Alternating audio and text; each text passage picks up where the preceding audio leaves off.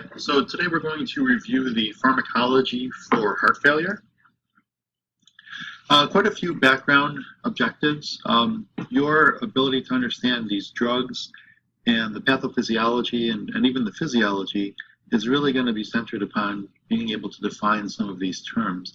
A lot of this background objective material is really covered in physiology, and some of it is covered in pharmacology. And where appropriate, we'll define these terms as we go along. But because of where this is falling in the curriculum, at this point, you would have seen almost all of these terms, but this is just kind of a quick reminder in terms of what you need to be aware of for the next group of cases going forward.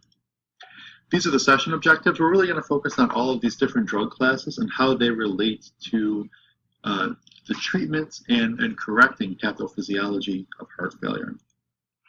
Okay, so here's the drug list, and what I've done is I've matched the drug category with kind of their immediate change to physiology and how that change to physiology matches with correcting the pathophysiology that you're learning about in other disciplines or other modules.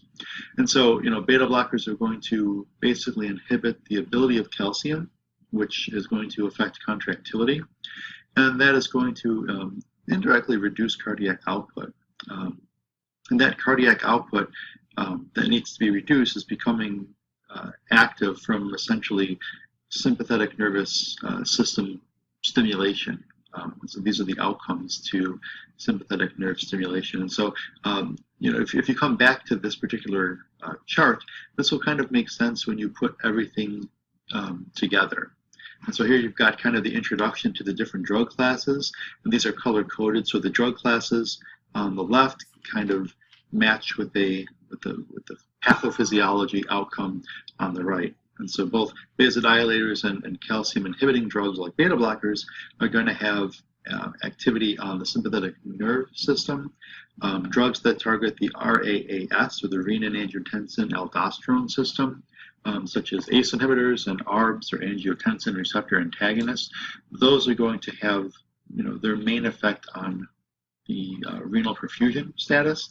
And of course, diuretics, while having their mechanism here on the kidney, also kind of control this pathophysiological process of volume overload. Okay, and so all these factors kind of contribute to the pathophysiology of heart failure, which we'll examine in a little bit of brief detail in terms of review. So what is heart failure? Well, essentially it's damage to the heart. Okay, and so this damage can be myocardial infarct, so a specific ischemic event, or this could be long-standing hypertension that's either ineffectively controlled by drugs, or the patient maybe is non-compliant. A whole host of factors can kind of produce that. But the main outcome here is that at the end of the day, you have a reduction in the efficiency of cardiac pumping. And so the way we measure that is cardiac output. And so in heart failure patients, we have a defined set of criteria. And if you are below that set of criteria, you are classified as heart failure. Okay. And so cardiac output, remember, is determined by such physical forces as preload and afterload, which were defined in physiology, contractility, as well as heart rate. Okay, so what does that mean? So if you've got reduced cardiac output, you're going to have reduced cardiac or systemic perfusion. And so here you have, global reduced oxygen perfusion, not only to the heart, of course, but also to all tissues. And so in response to that, there's a compensatory change by those tissues, namely the lungs and the kidneys, to restore perfusion. Okay, and so these compensatory changes actually progress the pathophysiology of heart failure. Okay, so those compensatory changes, what do they look like? Of course, it's going to be mainly demonstrated by tachycardia. All right, and so here we're going to see increased contractility because we're going to have persistent sympathetic nervous system stimulation or activation. The patients are going to present with fluid retention or edema, and this is coming from the fact that poor cardiac perfusion or poor cardiac pumping is going to result in poor renal perfusion, and that's going to activate that renin-angiotensin-aldosterone system. Okay, and then of course there's going to be a vasoconstrictor response, and that's going to increase our afterload. In the damaged heart, there may be ventricular hypertrophy. There might even be some remodeling in terms of the matrix proteins that make up the ventricular muscle. And you may even see B-type natriuretic peptides being released. And so, these are all the compensatory changes that occur in a patient who's experiencing heart failure. And so all of these compensatory changes then, therefore, can become pharmacologic targets. And that's, of course, kind of the introduction to our pharmacology. So understand that reduced cardiac output is going to obviously be evident by reduced carotid sinus firing, as well as reduced renal blood flow. And so these processes, which I really like, these are summarized in the pharmacology textbook, are really going to have direct effects on the heart. And there you can see ventricular remodeling caused by excess of angiotensin II, as well as an increase in afterload.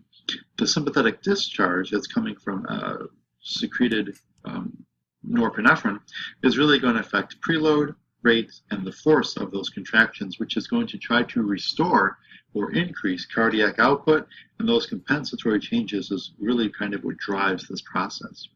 Now understand that over time, cardiac performance is going to be diminished because as these compensatory changes occur, all right, the strength or the ability of the heart to be an efficient pump is going to be severely diminished. And this is kind of what this diagram hints at, is that, over time you have, these compensatory responses that try to restore cardiac output over time actually end up driving it further down. Okay, and so in the short term, these compensatory responses are perfect. They do the job, but over time they actually lead to more damage. And so it's kind of like a vicious cycle. There's two different staging classifications that are used in the clinic. One staging criteria is from the American College of Cardiology Foundation, and who have paired up with the American Heart Association. And so they have a 4-stage system, stage A, B, C, and D. And the clinical picture of what these patients look like is described in each stage. Okay, we'll spend more time on this a little bit later. This is in contrast to the New York Heart Association, which has a classification system based on class, and it goes class 1, 2, 3, and 4. Some diagrams will have a pre-failure or a class 0, and that makes more sense when you look at both of these two classification schemes next to each other.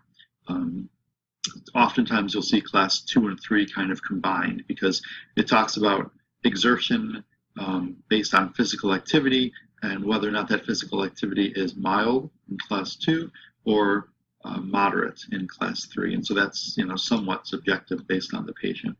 Okay, so that's kind of a brief introduction to kind of the pathophysiology of heart failure, trying to tie in the pathophysiology compensatory mechanisms that were discussed in the other discipline with the intention of producing all of these as pharmacologic targets.